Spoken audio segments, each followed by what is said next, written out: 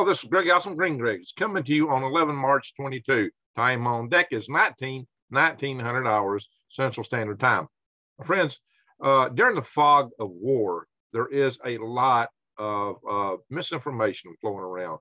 The propaganda from both sides is intense, and it's easy to be fallen sway by that stuff. You got to remember, both sides will be putting out propaganda very heavily.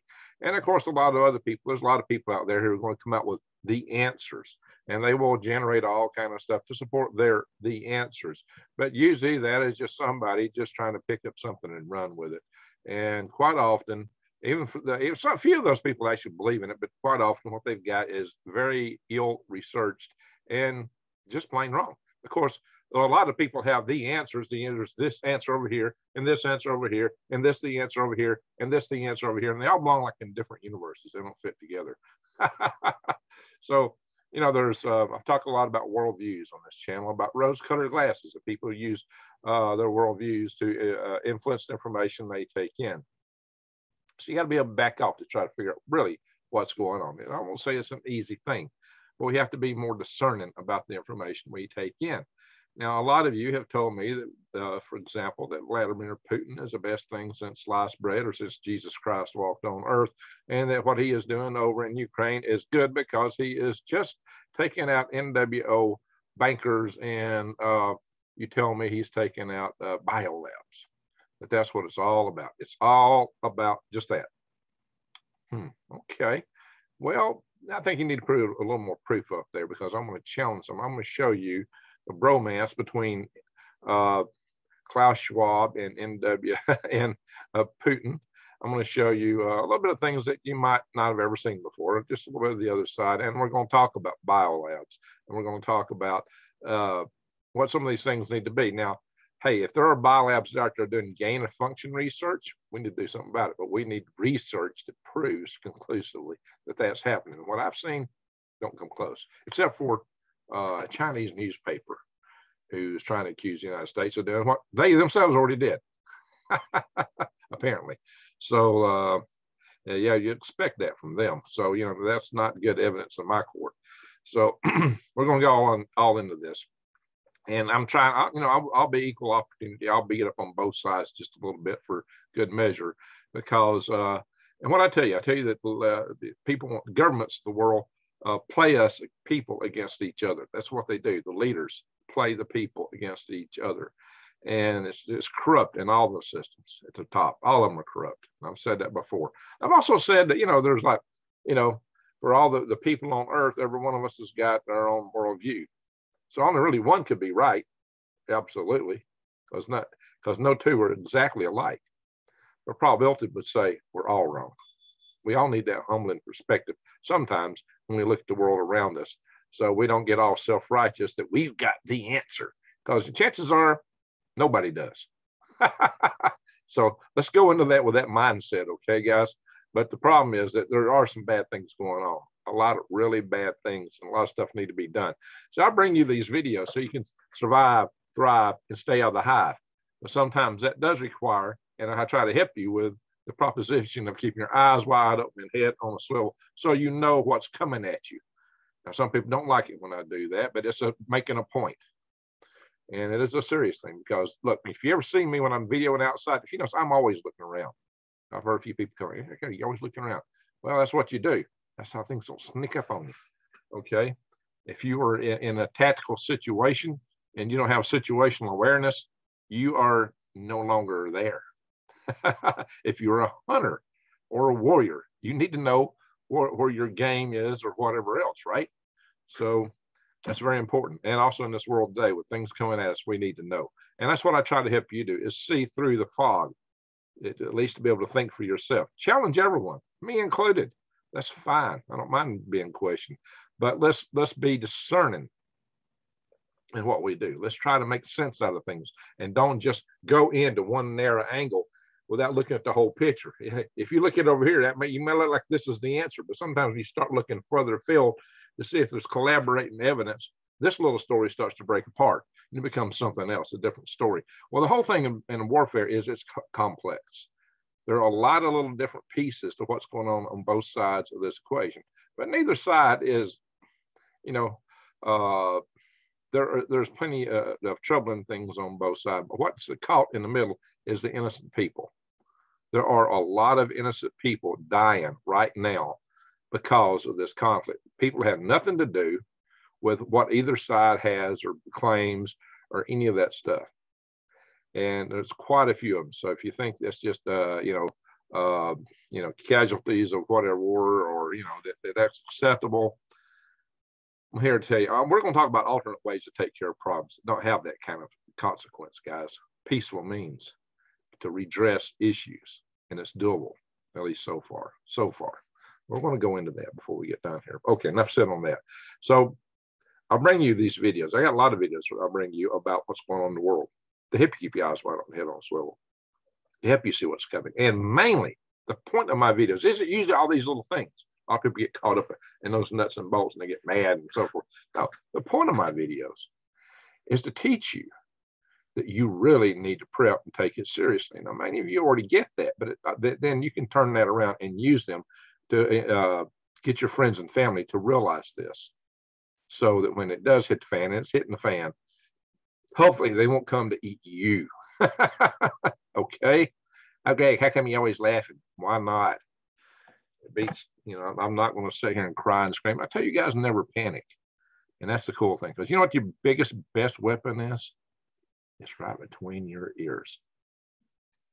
Right up here, guys. But if you lose that, you ain't got anything. You got nothing. You're just a wild animal, reactionary. And you'll probably shoot yourself in the foot or get ate up by somebody. Okay? Don't panic. Never panic. Stay calm, cool, and collected as much as you possibly can. There's things that will make your adrenaline run. And maybe there's times, as a fight or flight syndrome, there's times when you got to handle business either way. But, pardon me, just bear that in mind. So please, subscribe to my channel, bang the update notification bell, and click all. Because I also bring you videos about gardening. I got videos, and I'll be doing more on this in the future. Gardening season is about to set in here. Videos, and that's what you really need to know to survive, guys. You really do.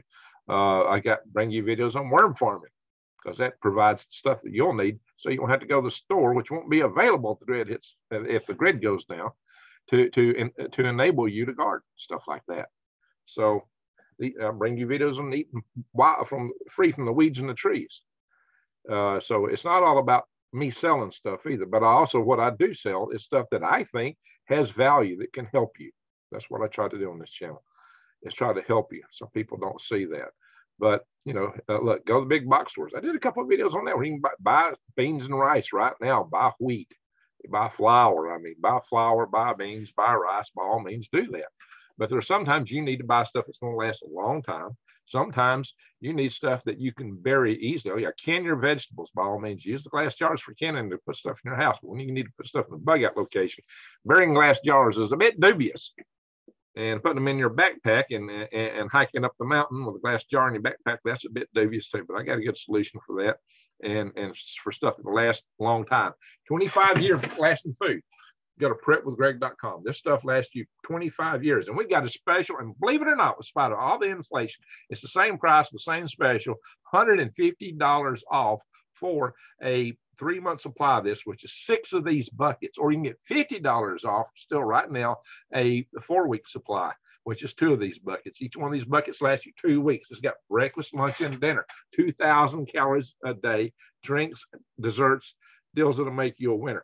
Many of the other competitors offer a starvation diet of 800 calories a day. What they're talking about, how long stuff will last you. That will not cut it, my friends. The starvation studies that we have done in this country have been for diets a little better than 800 calories. So, yeah, you need to do better than that. This will help you. And if you go to prepwithgreg.com and click the My Patriot Supply logo, which is who I get this stuff through, they have simply the widest selection of long-term food storage options of anybody out there, and they still have supplies. Unlike a lot of competitors are selling out. A lot of competitors like Mountain House are about to really skyrocket their prices, and these guys might too soon. But for right now, that special is still valid. Check it out. Get it while the getting's good. That's one of my big mottos. Get it while the getting's good. And right now, there's still some getting available. We don't know how long that's going to last with everything that's popping around the world right now. Okay, let's get into this. So, Greg, why are you bringing this up? Well, it's just because I get a lot of flack, and I just want to clear the air that, trust no man, saith the Lord. No man. Challenge everything, question everything, but do it with discernment. So I'm just going to show you a little alternate picture here of this individual that some of you have so much faith in. I don't have faith in him. I don't have faith in either side, in terms of leadership. So in terms of, we'll see. I'll show you here in a second, guys. Hang on. What I have faith, what I worry about is the people. That's what I worry about. You know what? I worry about the Russian conscripts. They didn't know they were going in there. And they're getting paid 2,000 rubles a month, which right now is about 14 or 15 bucks. How far are they going to survive on that? I worry about the people in Ukraine more than anything. They are right now bombing hospitals and killing women and children. And what happens in areas occupied by an occupation force to the women and children? It's not pretty. General Krosniak, now we're talking about the earlier day. Maybe I'll bring him on next week to talk about war. What's going on over there? General Krosniak, Ken Krosniak. Remember him? I've been on him several times. So just in case, a lot of other channels tell you they got sources. They don't name them and they never show them. I do better than that. I try to bring you data and I try to show you some of these things, and other people do that a lot. So I'm going to do a share here, and I'm going to show you something that might shock you. This is the paragon of fighting the NWO,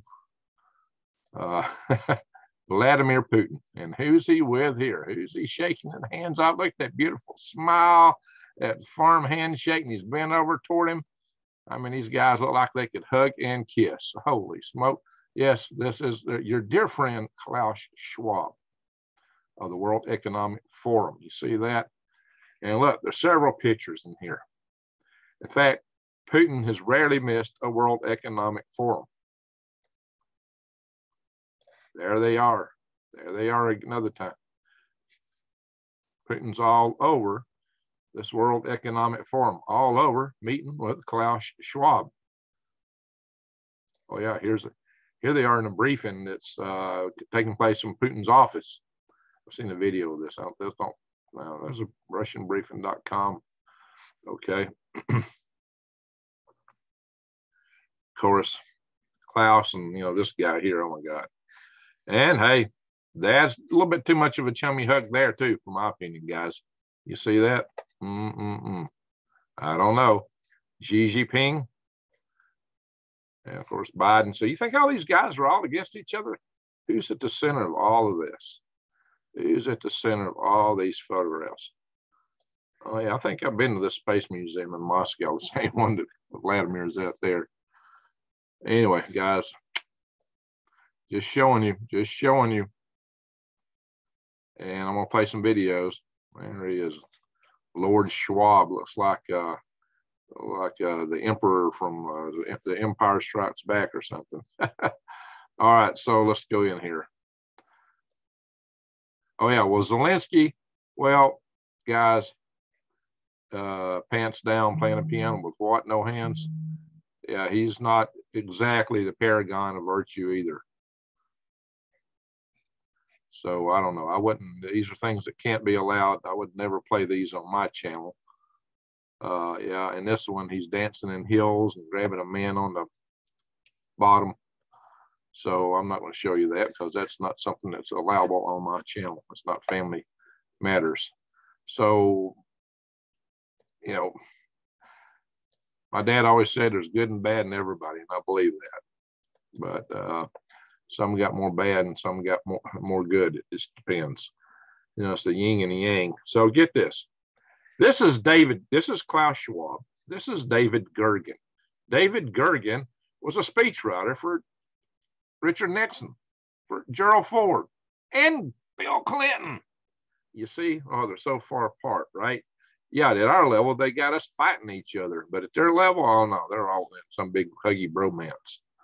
But here's one of the things you might remember. Some of you may have seen the video with David Gergen being encountering Alex Jones, because Alex Jones was asking David Gergen about being at Bohemian Grove. And David Gergen got really mad at Alex, because he's saying, you ain't supposed to be talking about that. You weren't supposed to speak of that. He thought that Alex was invited. Alex actually crashed the party. He wasn't supposed to have been there. And Gergen was furious at Alex Jones. That tells you a lot. You know, how do these people keep all these things secret, like the inner workings of Bohemian Grove?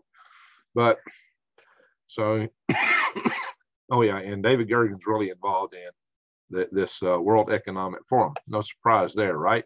But listen to what's being said here. Watch this, guys. Mention our names like this. Well, oh yeah, the names he's mentioned. He's talking about the people that was in his schools for new world leaders, the leaders of the world. He had a young world leader school. He's had a couple of them, and he's naming some of the names here from his world leader school. Local, even Vladimir Putin and so on. They all have been young global leaders of the World Economic Forum. There you go.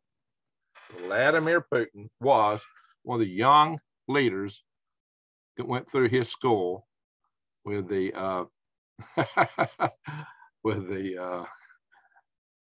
World Economic Forum. So Vladimir Putin started out as a student of none other than Klaus Schwab. You're going to say, no, that's not so. Okay, we'll get it from Putin then. How about this?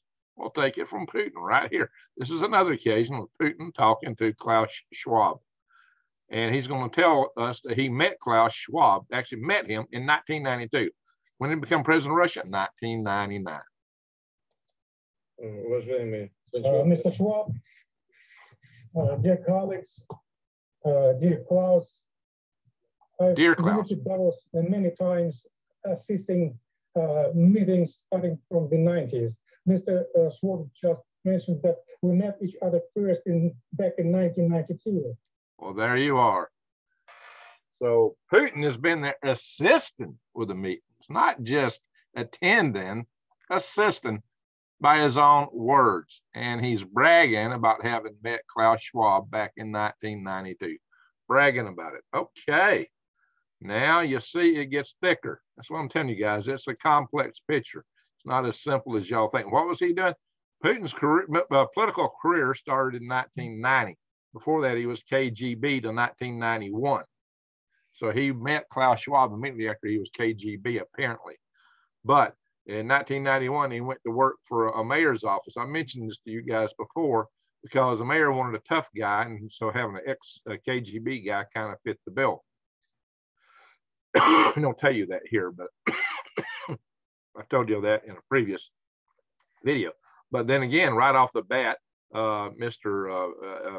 Paragon of Virtue here got kind of caught in some questionable sales of metals that was he got investigated over, and it was surprised. It's kind of surprised he didn't get fired. Maybe it's because he was working for the World Economic Forum too at that time. Who knows?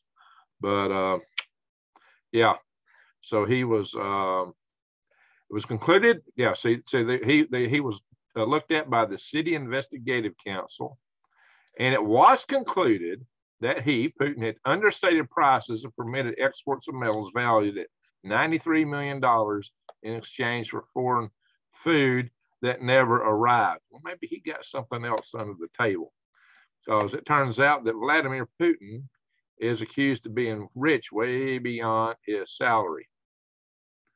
So there's plenty of contentions of corruption with regards to Vladimir Putin. Now he has supposedly supported conservatism to some degree, and for that you might give the man some kudos. That's why a lot of you identify with him. I get that. I totally get that. But he's got a cult of personality, which is dangerous, and his personal wealth.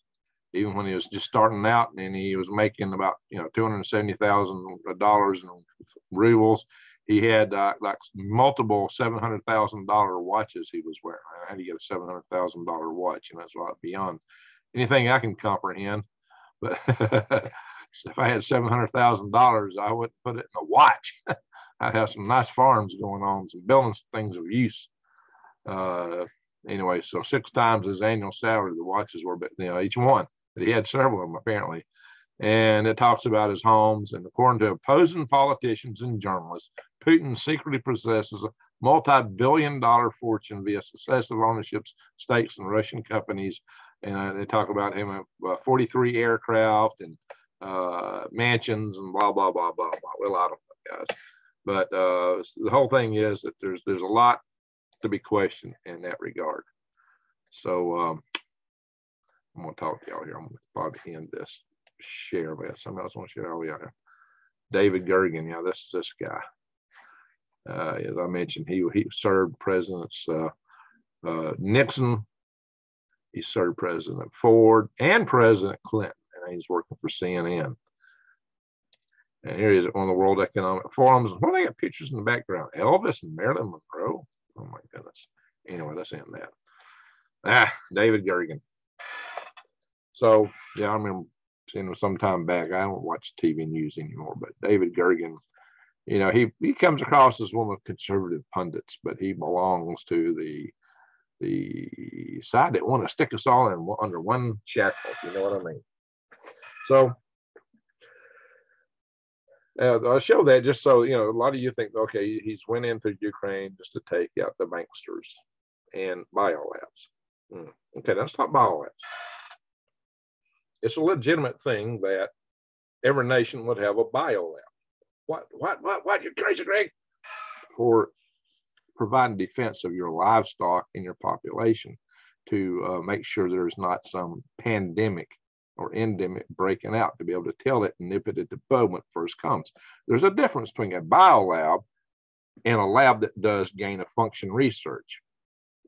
What's gain of function research? It's where you take a bug and you gain its function to the point that it might do something it couldn't have done otherwise, like be more effective, like infecting people more readily. That's what we worry about. The issue is there research going on that generates bugs that can infect people more readily than they would have otherwise, weaponizing diseases, essentially? Is that going on? That is a heinous thing, and nobody should be taking part in that. Anybody taking part of that ought to be tried and punished. Anybody taking part of that ought to be held up for trial. And we know, in spite Dr. F testifying to Senator Rand Paul and even calling Rand Paul a liar, it came out later that the NIH, what did they find? Yeah, you can find the names, whole audit trails available now. And that's available through good documentation trail. I mean, that's not refutable anymore. So interesting. And where was that? Yeah, it was in Wuhan. Yep. So we've had our finger in that. Of course, the Chinese are trying to throw dispersion out, you know, to get people off, get the people's eyes off them. And so the only article I saw anywhere that suggests that these biolabs actually were doing gain of function was out of state-run newspaper from China. Well, that's something that's not, in my humble opinion, a good source. Yeah, there are, I've seen papers where it showed that we funded biolabs here, there, you know, to include in Ukraine. But I haven't seen anything that shows that those biolabs are nothing that is conclusive that shows those biolabs were doing gain of function research. Now, if you can find that, then something ought to be done about it. But having Vladimir Putin going to one country and attacking it is not going to solve the problem. In fact, that's the last thing you'd want to do. Don't go in and shell a biolab, because then you're going to cause all that stuff to be released. That's idiotic. And the other proposition, some of this don't make walking around sense. And now here is where we're going to challenge walking around sense. Absolutely. If you want to take out something like a biolab, you don't go in and shell it. You don't shoot it up. You send in professionals to take care of the bugs in them. No, they're shelling and blowing places up. Yeah, the real world is not like Star Wars or Star Trek. In Star Trek, you shoot someone with a phaser, and that person and every fiber of their clothes all the way to the floor totally vanishes, but there's no singe marks on the floor. Nice, beautiful. And Star Wars, when you're coming up on the enemy ship and you shoot it with this laser cannon, it turns into light, just little balls of light to fly out. And you go right through it and you're not harmed. The real world is nothing like that. You blow up a spacecraft and you're in a spacecraft and you go through it, you will cease to exist because all that shrapnel will tear you to pieces. You will cease to exist. Oh yeah, there's no sound in the vacuum, okay? No sound in space. And you can't even see a laser, by the way. You only see lasers because a laser beam that's going through the air loses, some of those particles, photons and laser hit an air molecule and they bounce off and go the directions. Those are the things that make the laser beam visible. But a laser beam is supposed to be coherent, all the light traveling in the same direction. So when you're not shining it through air, if you're going through the vacuum, I see it. Now, somebody needs to tell us the Dutch sense. All this, they're going to shooting lasers from way up in space. Yeah, right. Those were, but it was always exactly the color of the fire, weren't they? Yeah, that was a camera flare from the actual color of the fire. Yeah, all those were, there's never a laser any color other than the fire. Notice that, or whatever the bright object was in that photo. So, anybody that understands photography can knock that down in a heartbeat. And also lasers will propagate, spread out over time. You wouldn't see it in space, and going through that much atmosphere, we ain't got anything that powerful. I could go on and on about that, but that's another story. But again, it's discernment is what I'm talking about here. Discernment is what's important, to be able to make sense out of things. So where's the walking around sense? If you bomb a bio lab, you shell it, you bomb it, what's going to happen? The contents are going to be released. But you're not going to incinerate every little thing in that lab. Chances are whatever's in that lab is now in the air. So now you have caused a catastrophe, kind of like shelling a nuke plant. Oh, Greg, we didn't harm the reactor for building, blah, blah, blah. The reactor building, how about all the spent fuel rod pools that are outside the containment building? How about the distributed systems of power and water it's required to keep that containment building from going into a meltdown, which are outside feeding into it? Oh yeah, what happened at Chernobyl? They damaged the power going into Chernobyl. I hope they found some way to keep fuel. I hope they're finding means to keep fuel in those backup generators. If they're not, you're going to have some massive radiation releases around Ukraine, Belarus, from Chernobyl, from those spent fuel rod pools. Hopefully they found some way to keep the water on them. There's still hot rods there, believe it or not. They may not have been as hot as they were, but they have to keep the cooling water on. So this kind of reminds me of the apes and Beneath the Planet of the Apes knocking the doomsday bomb over. A bunch of soldiers running in and trying to take over a place that they don't understand how to run, because even the people that run it don't always do a good job. And that's why Chernobyl failed in the first place. It failed during a safety test by the operators. The operators sent it into meltdown, and then we're following the book. You got to be smart. You have to have some brain power about you. You got to be able to understand a little bit outside the book from time to time, especially when something isn't exactly right. You got to be able to think it through. And some conscript is going to do this, or an operator under duress because he's being harassed and terrorized by the people that just went in and took you over, like is happening in Zaporizhzhia right now at that the biggest nuclear power plant in all of Europe. That's not good. It's not cool. And actually, the Russians did damage an experimental reactor. Fortunately, it wasn't loaded at that moment. So, yeah, don't lecture me on nuclear power plants and safety. I work safety, by the way, and I am an avionics. I got a degree in electrical engineering, and I do rockets, and I have for decades, okay? So I know a little bit about these things, guys. In fact, I got a rocket motor right beside me here. A cat's prize rocket motor that I built back here, probably, I think I did this in 1999, 97, I don't know. This was back in 1999. I built this rocket motor. This is the fuel grain of a hybrid rocket. It was oxidized with nitrous oxide. There we go. And I got this Space Pioneer Award for putting a rocket to the edge of space. All right, guys. So seriously, I know a little bit about this kind of stuff. So I got to tell you this, we have to really be discerning when we look at these things.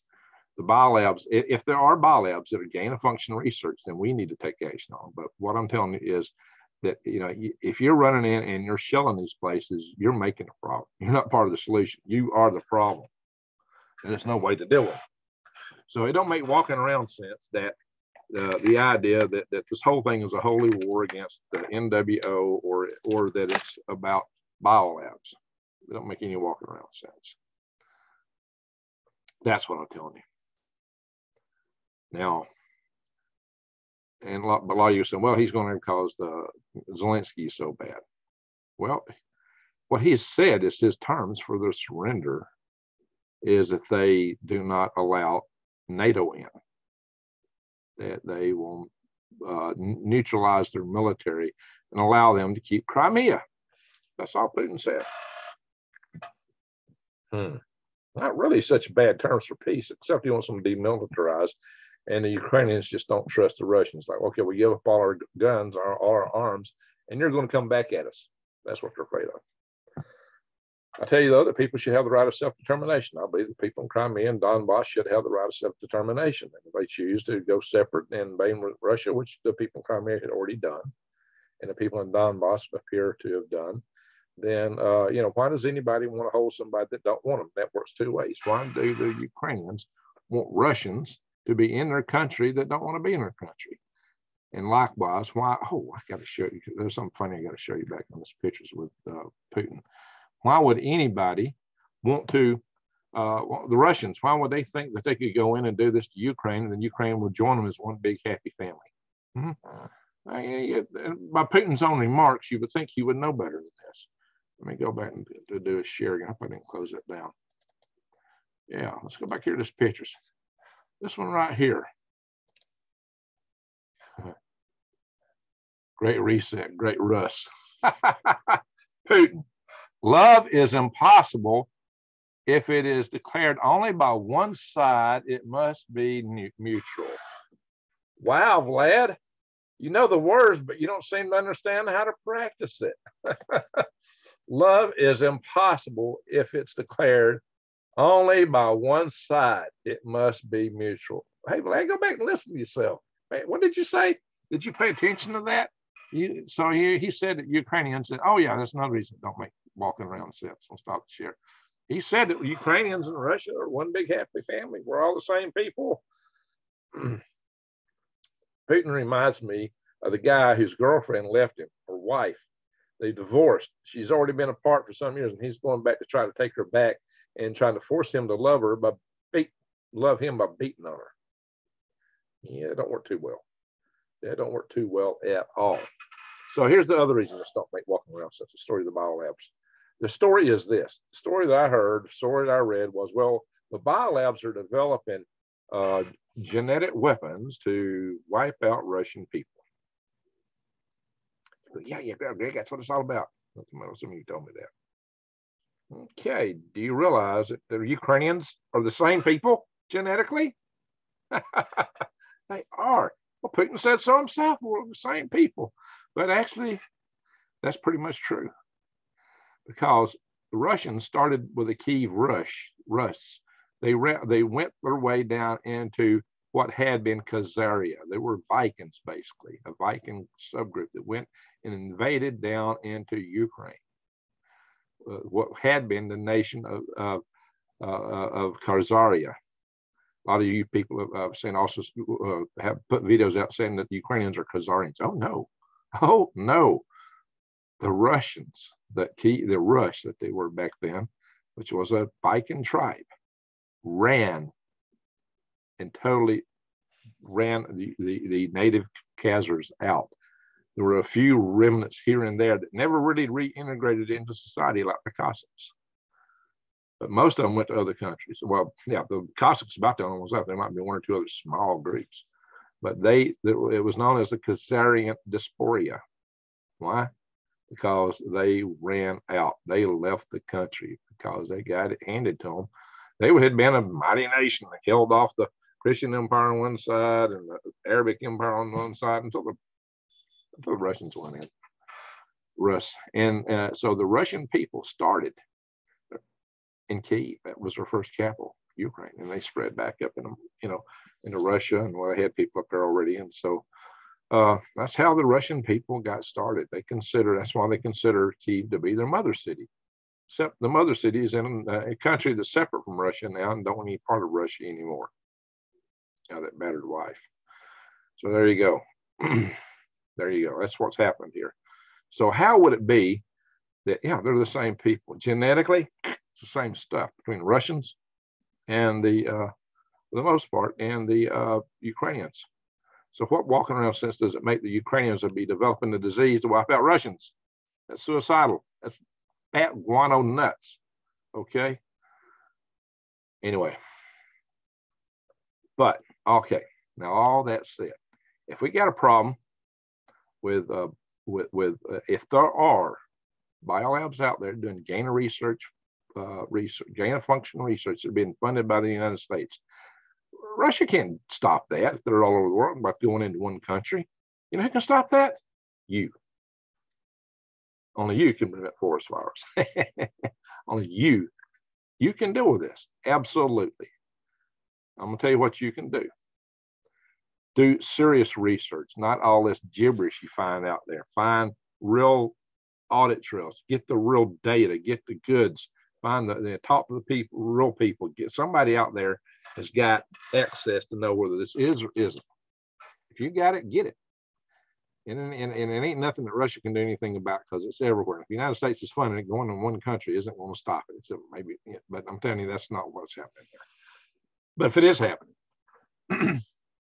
you can go to freedom. You get the evidence. Go to freedomrestorationfoundation.org. Go to the Action Center, and you start calling your congressman and raising Cain about it because that is illegal. And if you can make a case, we'll get behind you with the Freedom Restoration Foundation. But you got to convince us. You got to bring it to us and convince us that you got good evidence. And right now, I've not seen good evidence. I have seen allegations. I have seen stuff that anybody could have cobbled together. You know, there's a lot of good forgers out there, and that was from the Chinese-led newspaper. So, and there was a source out of what country was that? No, I want to say Romania, but anyway, yeah, I have not seen evidence that would hold up in any court, any place. No true evidence as of yet. But even if it were happening, like I said, what Russia's doing in Ukraine would not solve that. Russia has other objectives there. It may be that Putin is paranoid Putin. He's getting in his old age. Maybe he's ate too many steroids. And he's really afraid that NATO is going to come in and attack Russia. Now, some of you may think that's true too. But I'm going to tell you what. History has proven that that's a futile exercise. So you want to go in and try, maybe throwing a few missiles at them, but that's not going to wipe them out. It's just going to make them mad. Eventually, they'll come back and kick you for doing it if you really make somebody that mad. So you don't do that. The only way you take a country is by putting boots on the ground. Everything else might be prepping for that. But, putting boots on the ground is kind of hard. Look how the hard time Russia's having in Ukraine with that. Now, Russia has had a history of eating all the invading forces. That's just what do you call it? Where they slash and burn everything in front of them. So scorched earth policies, where when Napoleon came in, because it takes such long logistics lines into Russia, and Russia's such a harsh climate that if you burn your own houses, burn the crops, you burn anything that the invader might survive on, and they're going to starve to death. They got to depend on their logistics lines, which are easy for guerrilla forces to take out. So suddenly the invaders starve. They can't survive. Nobody has survived being able to invade Russia. And it never would. So the whole idea of invading Russia is ludicrous. And the idea of invading China is ludicrous. The idea of invading the United States would be very hard to do. Very hard to do. So my friends, if I think maybe Putin is thinking that, but that's a paranoia. And he's taking it out on innocent people. Sure, the government of Ukraine may be corrupt. Our government is corrupt. Putin's government's corrupt. They're all corrupt. But there are people that are suffering that are innocent. That's the problem. There's a lot of innocent people suffering. right now in Ukraine. Women, children, old people that should not have to suffer through this. So this whole idea that you're going to justify this and say it's good and it ought to happen, which some of you have told me that. Oh, this is good. This is what needs to happen. I've been told that many times. Many times. Well, and not only that, I've had people get mad at me. You know, say, I've not really tried to too much take one side or the other. But what I have said is I'm against the violence that's going on. I'm against people getting destroyed. And some of y'all got mad at me for that. Well, okay, fine then. So, you know what? You can disagree with me. But if you come to me trying to bring me evidence, don't bring me all that half-baked, half-wit stuff that's floating around on the internet and YouTube that so many people are falling for hook, line, and sinker. It needs to be something that makes sense, and you can't make sense out if you ignore everything else outside that narrow thing that they're looking at. So that's what happens. They'll paint you this picture and ignore all this stuff right here. Oh yeah, right there it is. I see it. And they're looking over here or over there. You know, well, how come this? How come that? How does this make sense overall? You got to look at the big picture to start to really see the real picture.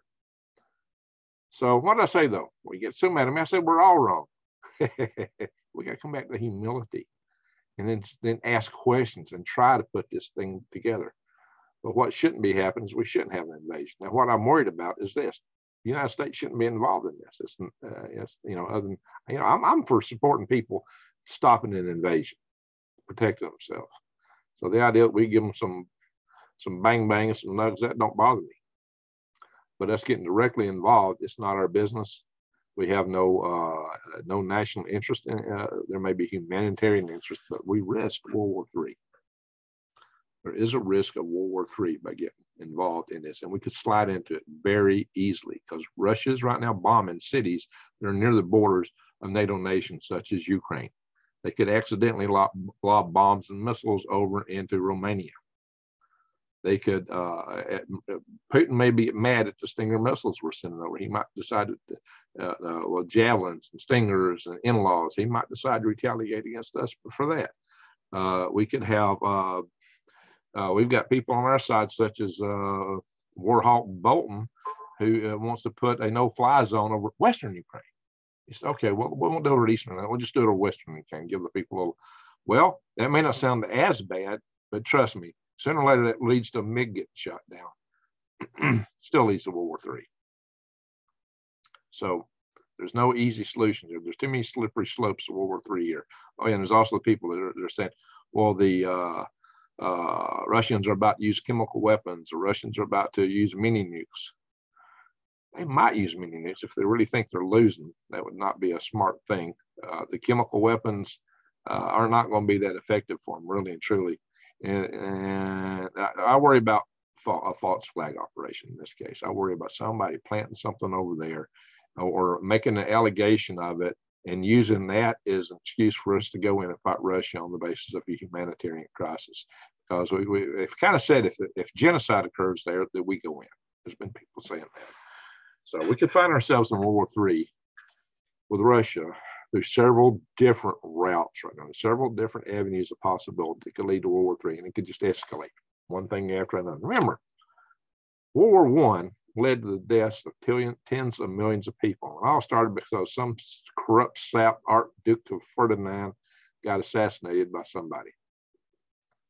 And because of that, my granddad had to go and fight in the trenches in France. Wow. Because some Archduke got assassinated in Europe. Why did that mean my granddad had to go over and fight? And why did he have to get exposed to mustard gas and all that nasty stuff because of some Archduke getting assassinated? Well, it was a part of the escalation that took place. And that's what happens in wars. No plan survives first contact with an enemy. Yeah, I think Putin understands that now. You got a plan. All right, we're going to go in. We'll take Kyiv in 48 hours. Well, I'm going on the 4th week now. So, and it looks like he's going to double down and pound. And it can get a lot worse over there. But we don't need to get into it. That's one of the things I'm saying. We don't need to be there. We don't need to be into it in that degree. Now, if you want to send humanitarian support, and things like that to help the people, hey, yeah, people need help. It's not the people's fault. I got no issue with people helping other people defend themselves. So that's, in my mind, is legitimate. But how far do you go? And if it's you getting over there and doing the fight yourself, and you're wearing our flag and doing it officially, that's a whole different matter. If you want to go over there personally volunteer, that's up to you. You might decide to go on either side. Some of you would want to volunteer for the Russians, I would think. But I'm here to tell you, there's good people. I always tell you this, and it's true. I've been to Russia. I enjoyed my trip to Russia. I enjoyed my trip to Moscow. I met a lot of good people there, people that I admire to this day. And there are good people in every nation, in every state, oblast, county, city, shire, hamlet. People that give you the shirt off their back. People you'd be glad to meet. And it goes all the way down to the jungles. I think one of the most beautiful people in the world, the pygmies down in Africa. They got this polyphonic method of singing. I think they're all lovely people. They've been beat up pretty bad by their Bantu neighbors, though, unfortunately.